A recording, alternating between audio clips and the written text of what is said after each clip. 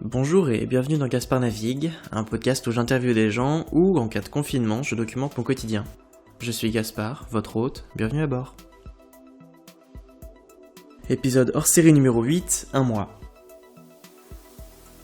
Aujourd'hui, dans ce 8ème épisode hors série spécial confinement, je fais le point sur ma semaine, je craque version Bobo Coco et j'appelle mon extraordinaire ami Clément pour quelques conseils avisés et prendre de ses nouvelles. Lundi 13 avril, jour 30. C'est une nouvelle semaine, je lis le portrait de Dorian Gray, je joue à Dofus, je regarde les Simpsons, mais surtout, je fais ces choses-là séparément, pas en même temps, c'est-à-dire que je prends le temps de ne faire qu'une seule chose à la fois. J'essaie de ne pas optimiser mon temps et d'être totalement à ce que je fais. C'est un luxe de personnes qui disposent de temps, et je me délecte de chaque seconde passée. Ce soir, le président de la République annonce une prolongation du confinement jusqu'au moins le 11 mai. On s'y attendait tous, mais je sais pas vous, moi ça m'a quand même fait un petit haut le cœur. Ça a l'air tellement long un mois quand on y pense. Mardi 14 avril, jour 31. Là, gros stress sur mes examens. Comment ça va se passer? C'est quoi les modalités? Donc je consacre ma journée au boulot de cours, je finis un peu tout, je me retrouve à m'emmerder vraiment. Je me surprends à penser à avant et je me rends compte que les copains me manquent. Je parle du coup à mon pote Jeff qui habite à côté du Rhône et il m'envoie une photo d'un fleuve à l'eau tellement clair que j'en perds les mots. Je suis vraiment remis face à mes convictions sur le fonctionnement du monde et je perds courage face à un système qui encourage la destruction de notre planète. Je suis songeur après cette conversation et perdu dans mes pensées, je fais brûler le repas pour la première fois de ma relation avec Pierrick. Damn, ça craint. Mercredi 15 avril, jour 32. Le calme qui suit la fin de mes cours et la vacuité intellectuelle des discussions dans les médias me pousse à réfléchir. Je ne peux m'empêcher de m'arrêter un instant sur le calme et la paix, et je me surprends à réaliser, de manière sûrement égoïste, que je ne souhaite pas que tout recommence. Les oiseaux chantent, je suis avec Pierrick, chez moi, la pollution baisse, on n'essaye pas de me flexer toutes les 5 minutes ou me faire subir des cours où on m'apprend que je suis une merde qui devra sucer pour son premier poste et pour chaque promotion ensuite. Je suis pour la première fois de ma vie forcé à aimer être dans un espace réduit et je n'ai pas la pression des autres sur les épaules, si seulement ce moment pouvait durer un peu plus longtemps. Voilà, mon moment bobo, écolo, coco est passé. Je mange un bon gros burger avec mon bon ami homosexuel devant la télé. Les grands moments de ma journée étaient passés avec vous à écouter Bloc FM à 18h et regarder Top Chef avec mon chéri. La vie n'est pas si mal. Jeudi 16 avril, jour 33. Réveil en trompette, marteau-piqueur dans la rue, interphone pour un livreur, pas de doute, je suis réveillé et je commence ma journée. Je mets en place les dernières modifications dans 2 dossiers à rendre, puis je prends un rapide instant pour prendre soin de mes nouveaux cheveux. Chaque jour qui passe, je suis moins brûlé et un peu plus blond, et je me suis jamais senti autant sexy des cheveux.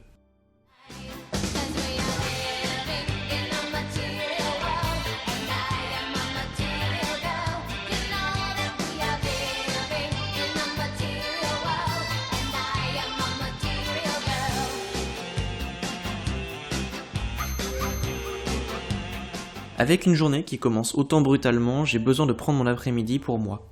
Je mets un épisode de Jupidémie, je me glisse sous la couette, un masque glacé sur les yeux et je dors 1 heure. Ceux qui me connaissent savent que je ne dors que très peu et jamais la sieste, signe d'à quel point je suis cramé.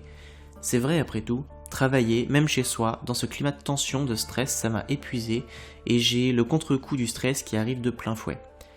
Malgré cette sieste, je sens que j'ai encore de la fatigue à évacuer et on va se coucher super tôt, Pierrick et moi on s'effondre, sitôt allongés, comme les poupées avec les yeux articulés qui se ferment dès qu'on les met à l'horizontale. J'aime bien me comparer à une poupée. Si je le fais pas, personne d'autre ne va le faire. Vendredi 17 avril.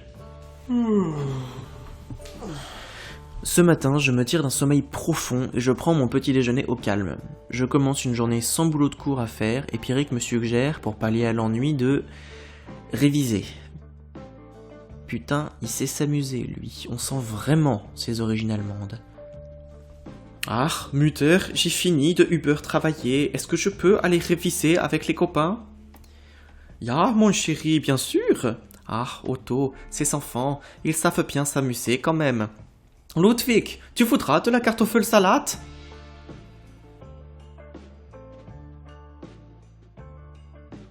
Samedi 18 avril, jour 35.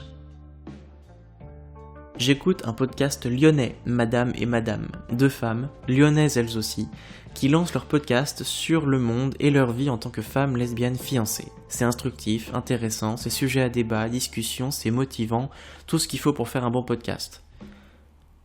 À propos de podcast, c'est la nouvelle mode. Apple Podcast a récemment annoncé qu'il y avait plus d'1 million de podcasts disponibles sur la plateforme. Moi qui trouvais enfin le temps de faire ce que je voulais réaliser depuis si longtemps, j'apprends par la communauté que jamais encore on avait vu autant de podcasts se créer pendant le confinement. C'est bien ma chance. Je profite donc de cette occasion pour vous dire que ce que je crée n'a pas vocation à être uniquement pendant le confinement, mais bien une activité pérenne. Toujours est-il que ce samedi se déroule calmement, le grand événement étant, au-delà d'une délicieuse pluie que j'aime tellement, une sortie pour faire des petites courses. Je m'habille, chemise, veste, pantalon, chaussures, parapluie, et je descends prendre l'air. Quel bonheur d'être dehors, je marche comme Naomi Campbell avec un peu moins de mépris et un peu plus de pénis. Le soir, on regarde X-Men, le premier sorti en 2000, réalisé par Bryan Singer, et je pense à un truc. Dans cette scène où le méchant sénateur qui veut exterminer et répertorier les mutants est devenu mutant, il appelle à son chevet Storm parce qu'il se sent mourir.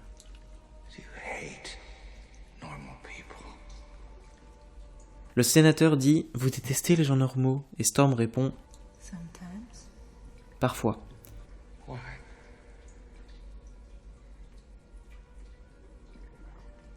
I suppose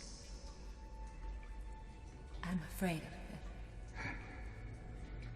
Le sénateur demande alors pourquoi, et là Storm dit « Je pense que je dois avoir peur d'eux. » Le sénateur dit alors « je pense que vous devez avoir une personne en moins dont vous devez vous soucier. » Puis il meurt dans d'atroces bruits et douleurs qui avaient hanté mes cauchemars quand j'avais vu ce film pour la première fois enfant.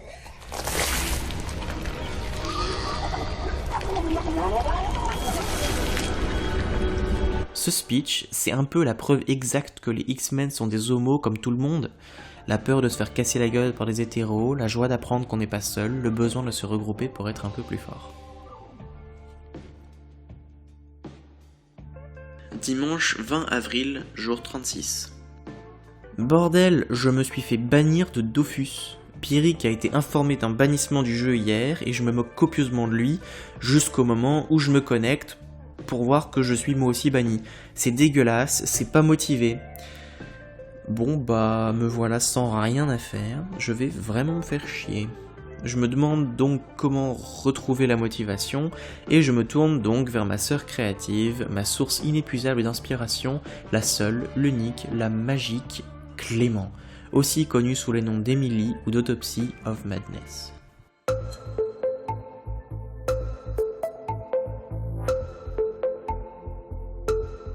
Bienvenue Clément. Merci Gaspard de cette invitation. Comment est-ce que tu le vis d'être avec ta famille là-dessus, avec toutes vos différences de personnalité, avec tous les C'est le moment où personnalités individuelles. C'est le moment où je vais aller fermer la porte de ma chambre, hein. Tu vas commencer à lâcher du dos un peu. Comment est-ce que parce que je le vis moi avec mon copain, c'est la première fois qu'on habite ensemble dans notre premier appartement. C'est quand même un peu étrange comme situation. Sûr. Parce que c'est un peu violent quand même pour un jeune couple. On a fêté 1 an tous les deux ensemble en confinement. Oui, c'est ce que j'ai vu. Oui, et tu vois, déjà on habite ensemble au bout d'1 an, ce qui est relativement rapide. Enfin, pour une lesbienne, c'est extrêmement long. Pour un gay, c'est genre ultra rapide. En général, le gay, c'est au bout de 10 ans, et après deux break-up. Mais bref. Mais comment est-ce que tu le vis? Parce que en temps normal, t'habites chez tes parents. Et là, d'être enfermé chez tes parents avec tes frères et sœurs et tout.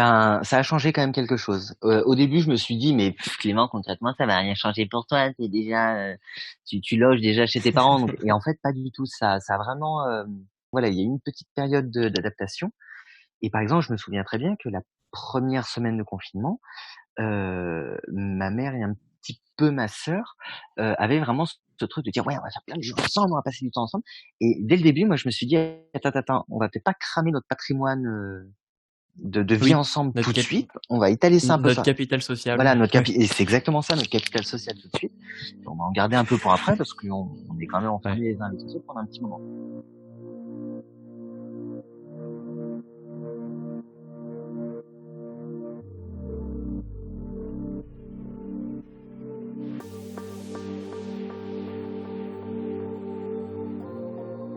Au début, je me plaignais, je leur disais: «Bah, voilà, bon, ça fait chier, les amis me manquent et tout» et en fait, très vite, je me suis rendu en Mmh. fait, on a commencé à avoir ce genre de débat, quand certains d'entre eux se sont amusés à faire des entorses au confinement, sous couvert de plan cul ou de ce que tu veux.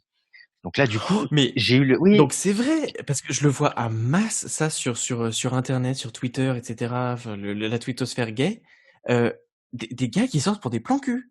oui. Donc c'est vrai? Ah oui, non, mais non, c'est pas une légende, hein, tous les jours, Mais c'est pas possible! Ils c'est sont cons. au début du confinement, j'avais désinstallé Grindr parce que de toute façon, je m'en servais pas donc Mmh.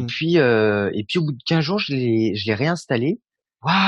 Ouais. Ah ouais, non, mais tu fais une redescente aux enfers, de me dire que, ben, Mmh. ouais, j'ai des potes qui, c'est pas qu'ils s'en foutent, c'est que vraiment ça en touche une sans faire bouger l'autre, quoi. C'est qu'ils estiment que, sortir de chez eux pour un plan cul est tout à fait légitime et que oui, mais tu comprends, la solitude, je la gère mal et machin. Mais en plus, tu as vu, c'était quoi? C'était le ministre de la santé israélien qui a sorti J'ai que adoré le ce ça truc. c'est mon truc préféré de tous les temps. Le Mais premier ministre de la santé non, le ministre de la santé israélien qui israélien, sort ouais. que, le coronavirus est une maladie de gays Mmh. et qui est C'est testé une positif au punition divine, coronavirus ouais. 2 semaines après. Mais j'ai trouvé ça génial. Mais le karma, le Mais oui. Mais karma! même regarde le petit Boris Johnson, immunité collective. Ah bah quand il s'est retrouvé en soins intensifs, je pense qu'il faisait moins le malin quand même. D'ailleurs, il a une sale gueule. J'ai vu genre un message qu'il a adressé après sa sortie. Putain, il a pris Mmh. un bus dans la gueule le mec quand même.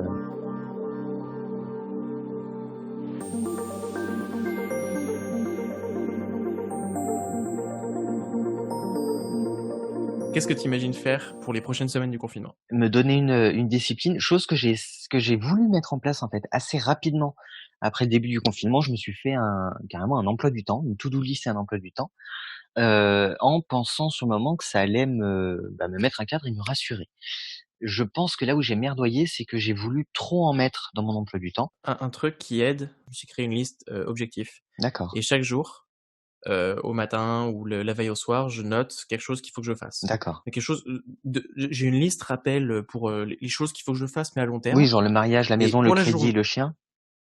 Non, mettre à jour ma carte vitale, Oui, appeler bidule, les trucs qu'il faut que je fasse à la sortie du confinement, par mmh, exemple, là, pour ramener ça au confinement. ouais, Mais il y a une liste que je mets à jour quotidiennement avec d'accord, genre: «Aujourd'hui, je veux que tu te coupes les ongles, que tu te ouais, fasses la barbe, que tu nettoies le plan de travail de la oui, cuisine et que tu enregistres, notre ouais, interview», par exemple. bien sûr. Et en fait, ça aide énormément parce Mmh, que finalement, j'ai du mal, j'arrive plus à tenir les emplois du temps. mmh, J'arrive que à tenir les réunions où il y a d'autres personnes, mais autrement, j'arrive pas à tenir d'emploi du temps. mmh, Surtout Pierre qui est quelqu'un de très flexible et mmh, moi j'ai tendance à être trop, oui, trop carré. Du coup, dès qu'il y a une seule chose qui marche plus, il y a tout le reste qui tombe comme des dominos. oui, Donc au lieu de me faire système rigide de l'emploi du temps, je fonctionne par liste mmh, et du coup, je fais un peu, quand j'en ai envie, quand oui, j'ai le temps, je fais le truc, de ma liste et j'arrive le soir et le soir, j'ai une satisfaction immense mmh. en voyant toutes les choses de cette liste ou alors juste en voyant la liste vide. Ça fait maintenant 1 mois que, je donne ce conseil absolument à tout le monde. À tous mes potes, j'aurais Mais dit: oui, «Faites-vous des listes, franchement les gars, rien que le fait de oui, pouvoir barrer des choses dans la journée, c'est hyper agréable». Mais par contre, je suis incapable de m'y mais oui! donc c'est pour ça, ça Ah me ouais, fait tu y du arrives pas? mais c'est pour ça me fait du bien que toi tu me le dises parce que du coup, quand je le dis aux autres, ça Ouais. marche, mais j'arrive pas à me le dire à moi-même.